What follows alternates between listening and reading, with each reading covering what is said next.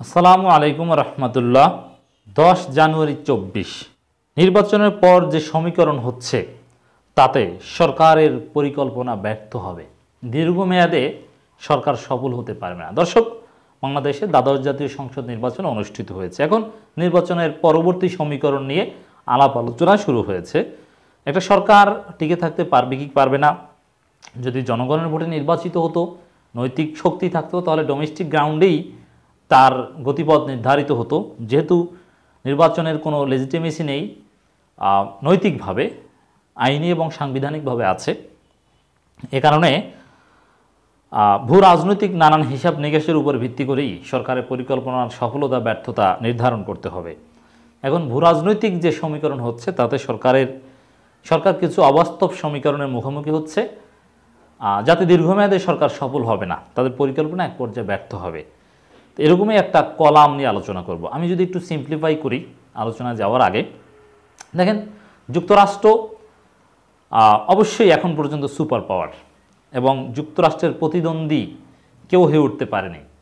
যুক্তরাষ্ট্রের শক্তিমত্তা, তাদের যে সফট পাওয়ার বা বিশ্বকে পরিচালনা করার, নেতৃত্ব দেওয়ার যে যোগ্যতা, তার ধারে কাছেও রাশিয়া চীন যেতে পারেনি, ধারে কাছেও যেতে পারেনি। 50 বছর দূরে এখনও। অনেকে বলেন যে না, অল্টারনেটিভ ওয়ার্ল্ড অর্ডার হচ্ছে, এই ইউনিপোলার ওয়ার্ল্ড সিস্টেম এখন আর থাকবে না, বাইপোলার ওয়ার্ল্ড সিস্টেম হয়ে যাবে, এরকম নানান কথাবার্তা বলছে। That's bogus. No, US dominated world system still, এবং সেটা এখনও অনেক দিন চলবে। হ্যাঁ, কোথাও কোথাও যুক্তরাষ্ট্রের স্ট্র্যাটেজি ফেল করছে অথবা পরিবর্তিত হচ্ছে। It doesn't mean that unipolar world system বা ইউএস ডমিনেটেড ওয়ার্ল্ড সিস্টেম থাকবে না। অবশ্যই US dominated world system persist করবে, সেটা ইন দি লং রান। অতএব এই পার্সপেক্টিভটা মনে রাখতে হবে। এই সুপার পাওয়ার ওয়ার্ল্ড অর্ডারের মূল সেন্টার, ইউএস ডমিনেটেড ওয়ার্ল্ডে আমরা বসবাস করছি, সেই যুক্তরাষ্ট্র তাদের ইন্দো প্যাসিফিক যে স্ট্র্যাটেজি, তাতে সিকিউরিটি থ্রেট মনে করে চায়নাকে। আর চায়নায় নির্বাচনের পর অতিমাত্রায় সরকারের সাথে জড়িয়ে যাচ্ছে বা জড়িয়ে যেতে বাধ্য হচ্ছে। অতএব যুক্তরাষ্ট্র যে চায়নাকে সিকিউরিটি থ্রেট মনে করে, আর বাংলাদেশ সেই চায়নাকে অতিমাত্রায় প্রশ্রয় দিচ্ছে। অতএব দীর্ঘমেয়াদে যে স্ট্র্যাটেজিক সমীকরণ হবে তাতে অনাকাঙ্ক্ষিত ঘটনা ঘটলেও ঘটতে পারে, একটা টানা হেঁচড়ার মতো ঘটনা ঘটলেও ঘটতে পারে। এর মানে যুক্তরাষ্ট্র দীর্ঘমেয়াদে কখনো এই চীনের এক্সেসিভ প্রেজেন্স ইন বাংলাদেশ মেনে নেবে না। তার চাইতেও সিগনিফিকেন্টলি ভারতের জন্য আরও বেশি আশঙ্কার। চীন যেভাবে সবার আগে এবার দৌড়ে এসে স্বাগত জানালো এই সরকারকে বা এই নির্বাচনকে বৈধতা দিল, সবার আগে, নরেন্দ্র মোদীরও আগে, প্রণয় ভার্মারও আগে চীন এসেছে। এর মানে অতি উৎসাহী চীন এবার। এটা ভারতও ভালোভাবে নিবে, সেটা মনে করার কোনো কারণ নেই। এর মানে বাংলাদেশ নিয়ে ভারত চীন একটা কামড়াকামড়ি হবে।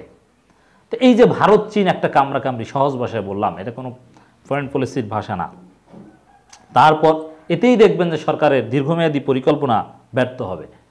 ভারত চীন একটা লেভেল পর্যন্ত বাংলাদেশ নিয়ে একমত থাকতে পারবে, কিন্তু সেই লেভেল ক্রস করলে পারবে না। কিন্তু চীন যেভাবে এবার সক্রিয় হচ্ছে, বা সরকারের সামনে যে চ্যালেঞ্জগুলো, বিশেষ করে মার্চ মাসে যে চ্যালেঞ্জগুলো আসতে পারে সরকারের জন্যে, সেই চ্যালেঞ্জের মুখে দাঁড়িয়ে চীন আরও বেশি এনগেজড হবে, এবং তাতেই ভারত ক্ষুব্ধ হবে।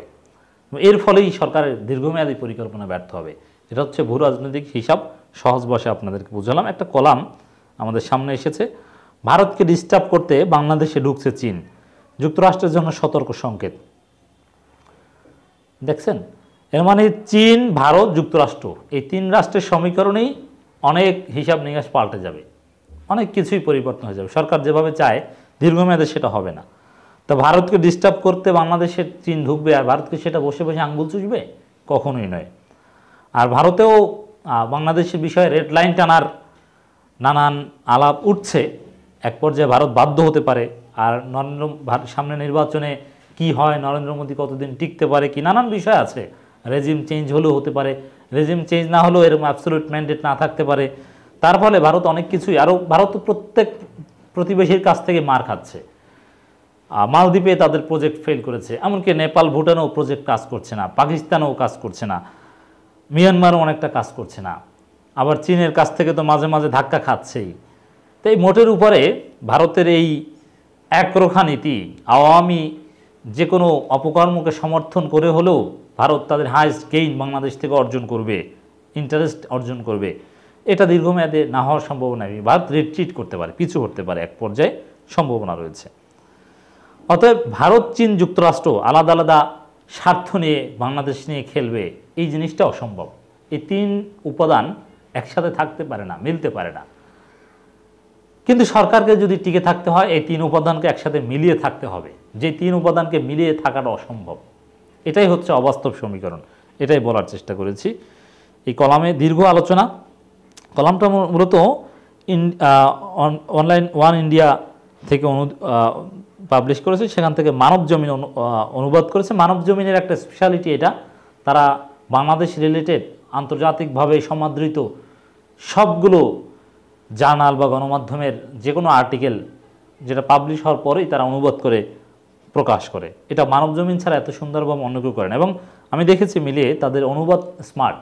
আপনাদেরকে বোঝার সুবিধার্থে আমরা বাংলা অনুবাদ থেকে পড়ে শোনাচ্ছি বা বাংলা অনুবাদ থেকে বিশ্লেষণ করছি, যাতে কম সময়ে বিশ্লেষণ করে আপনাদেরকে বোঝানো যায়। ভারতের প্রতিবেশী বাংলাদেশের জাতীয় সংসদ নির্বাচন নিয়ে গত মাসে বিশ্বের বহু অংশের দৃষ্টি আকৃষ্ট হয়েছে। বিরোধীদের পক্ষ থেকে কোনো প্রতিদ্বন্দ্বিতা ছাড়াই ব্যাপকভাবে নির্বাচনে প্রধানমন্ত্রী শেখ হাসিনার অধীনে ক্ষমতাসীন আওয়ামী লীগ বিজয়ী হয়েছে।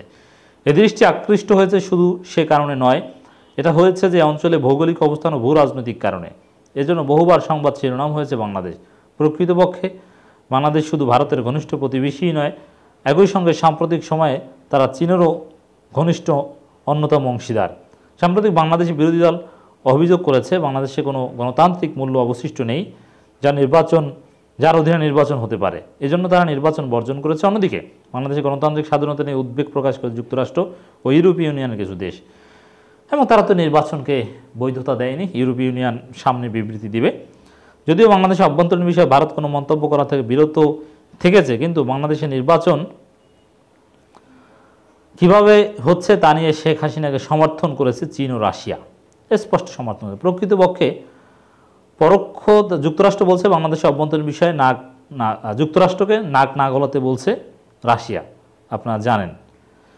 তো দর্শক, যুক্তরাষ্ট্র বনাম চীনের যে খেলাটা আমাদের বাংলাদেশে, এটা একটু দেখেন।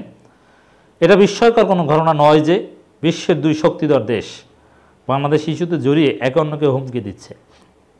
শেখ হাসিনার বাংলাদেশ বিশ্ব মানচিত্রে এমন একটি অবস্থান যে এতে তাদেরকে চীন ও যুক্তরাষ্ট্র উভয়ের কাছেই সুপার অত্যাবশ্যকীয় করে তুলেছে। তো এখন চীন ও যুক্তরাষ্ট্রের কাছে অত্যাবশ্যকীয় হলে তখন সরকার মনের মতো চলতে পারবে না, এটা স্বাভাবিক। বাংলাদেশের প্রবৃদ্ধি উন্নয়ন শুধু সহায়তা করছে চীন এমন নয়, একই সঙ্গে প্রতিরক্ষা খাতে চীন সরকারের কাছ থেকে সহায়তা নিচ্ছে বাংলাদেশ। এবং এই চীনের কাছ থেকে সহায়তা নেওয়ার পরিমাণটা বৃদ্ধি করতে বাধ্য হবে মার্চ মাসের দিকেই, এবং তাতেই ভারত আরও বেশি ক্ষুব্ধ হবে, ভারতের ইন্টারেস্ট কমতে থাকবে। এমনকি চীন এক পর্যায়ে চীনের ঋণের ফাঁদে ফেলে তারা ভারত বিরোধী তৎপরতা বাংলাদেশের মাটিতে চালানোর চেষ্টা করলেও করতে পারে। তখন তো আর ভারত আঙ্গুল চুষবে না। গত দশকে শেখ হাসিনা সরকারকে অস্ত্র রসদ, সামরিক ট্যাঙ্ক এবং যুদ্ধ বিমান সরবরাহ দিয়েছে চীন। চীনের কাছ থেকে সাবমেরিন কিনেছে বাংলাদেশ। কৌশলগত সমুদ্রবন্দর বাংলাদেশের চীন অর্জন। যাই হোক, আরও নানান হিসাব নিকাশ এখানে দেওয়া হয়েছে, এবং যেটা বলা হয়েছে যে বিরক্ত যুক্তরাষ্ট্র। সম্প্রতি যুক্তরাষ্ট্র যখন ইন্দো প্যাসিফিক অঞ্চলে চীনের ক্রমবর্ধমান প্রভাব নিয়ে অধিক পরিমাণে উদ্বিগ্ন, তখন যুক্তরাষ্ট্র ও চীনের মধ্যে শক্তির লড়াই চলছে।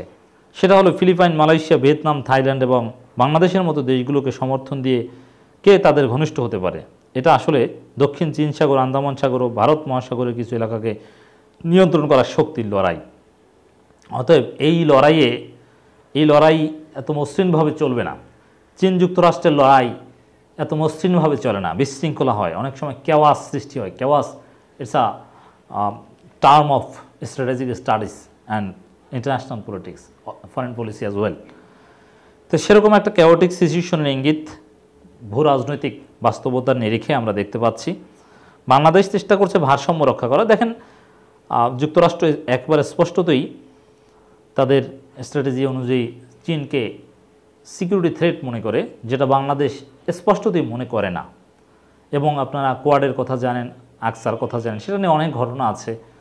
অতএব একটা সংকট কিন্তু আছে। আর সবচেয়ে বড় বিষয় হচ্ছে ভারত চীন কামড়াকামড়ির কবলে পড়তে পারে বাংলাদেশের আওয়ামী রেজিম, যার মধ্য দিয়ে সরকারের পথ চলা আরও বেশি কণ্টকাকীর্ণ হতে পারে এবং সরকার মন মতো চলতে পারবে, মন মতো তাদের পরিকল্পনা সফল হবে এটা মনে করার কোনো কারণেই সামনে বিপদ আসবে।